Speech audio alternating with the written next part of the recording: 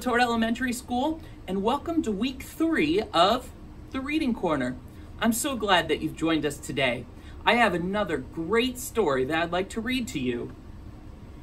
Our story today is called How I Became a Pirate.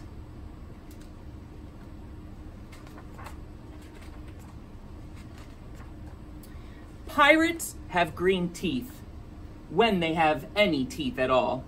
I know about pirates because one day when I was at the beach building a sandcastle and minding my own business, a pirate ship sailed into view. I knew what it was because its flag had a skull and crossbones on it, and because I could hear the pirates singing, "Hey ho, blow the man down." They were a little off key. I tried to tell Dad, but he was busy setting up the beach umbrella. I tried to tell Mom, but she was busy slathering my baby sister with sunblock. So I went back to my sandcastle, but I kept an eye on the pirates. By then, they were rowing to shore. When they landed, the head pirate climbed out of the boat and yelled, "Ahoy there, matey! Be this the Spanish Main?" "No," I said. "This is North Beach." "Shiver me timbers," the pirate said. "We must have taken a wrong turn at Bora Bora." He walked around my sandcastle. He looked at the moat, then yelled back to his crew, "He's a digger, he is, and a good one to boot." "A good one to boot," the others agreed. "What be your name there, matey?" the head pirate asked. "Jeremy Jacob, sir," I told him. "Well, Jeremy Jacob," he said, "you're looking at a braid beard and his crew. We be needin' a digger like yourself. We've a chest of treasure to bury." "Aye, treasure," the others shouted. "You're comin' with us," Braid Beard told me. I didn't think Mom and Dad would mind, as long as I got back in time for soccer practice the next day. And that's how I became a pirate. As soon as we were on board, Braid Beard showed me the chest of gold and jewels. "Got to find a safe place for this here treasure. It's high time we were off," he announced. "We're off," we all shouted, and then we set sail. There was plenty to do on board. The pirates taught me to sing sea chanties, the louder the better, and to say real pirate stuff like landlubber and scurvy dog. By dinner time, I could speak pirate perfectly. I also learned pirate manners. Braidbeard pounded his fists on the table and yelled, "Down the hatch, me laddies! Down the hatch!" we all shouted. Braidbeard gulped his food and said, "Hand over the meat!" "The meat!" we all roared. Nobody told us to finish our spinach. There wasn't any. Or to chew up our carrots. They weren't allowed on board. We talked with our mouths full, and nobody said please or thank you. After dinner, I tried to teach the pirates to play soccer. Braidbeard kicked the ball and yelled, "Arg, soccer! Arg, soccer!" The crew all yelled. Then everybody dove for the ball at once, and it rolled right off the deck. "After it, me hearties," Braidbeard commanded. "After it?" we all whispered.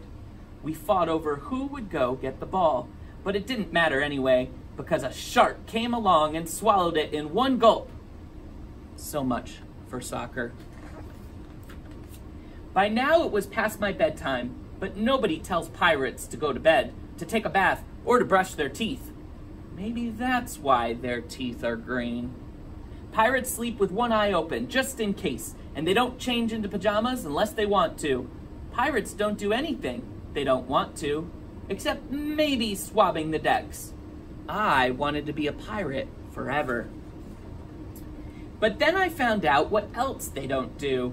When I couldn't stay awake any longer, I asked Braidbeard to tuck me in and read me a story. "Tuck you in," he bellowed. "Pirates don't tuck." "No tucking," the crew cried.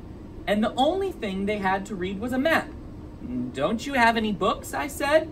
Braidbeard looked confused. "Books? I didn't even bother to ask about a goodnight kiss."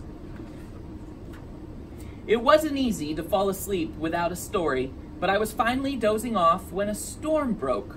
Thunder boomed and lightning flashed. I tried to hide under the covers as waves slammed against the ship, but I kept falling out of my hammock. I couldn't find anyone in the cabin. They were all on deck. "Lower the sails!" Braidbeard shouted. "Batten down the hatches!" Everybody ran around yelling and lowering and battening. Nobody had time to sit close and tell me it would soon be over. Nobody even noticed me. I decided that I didn't want to be a pirate after all. Just then, flash, crash, crack. Lightning hit. The mast had split it right down the middle. "What do we do now?" yelled one of the pirates. "We'll have to turn back," called another. "But the treasure," hollered Braidbeard. "Where will we bury the treasure?" I stepped forward. "Maybe I can help," I shouted over the wind. "I think I know the perfect digging spot."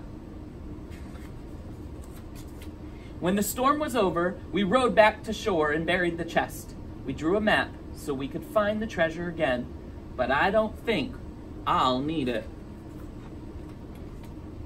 After that, the pirates repaired the ship and got ready to set sail. Before they left, Braidbeard handed me a flag and said, "You make a fine pirate. Jeremy Jacob, guard that treasure well. We'll be back to get it soon enough. Soon enough," the crew repeated.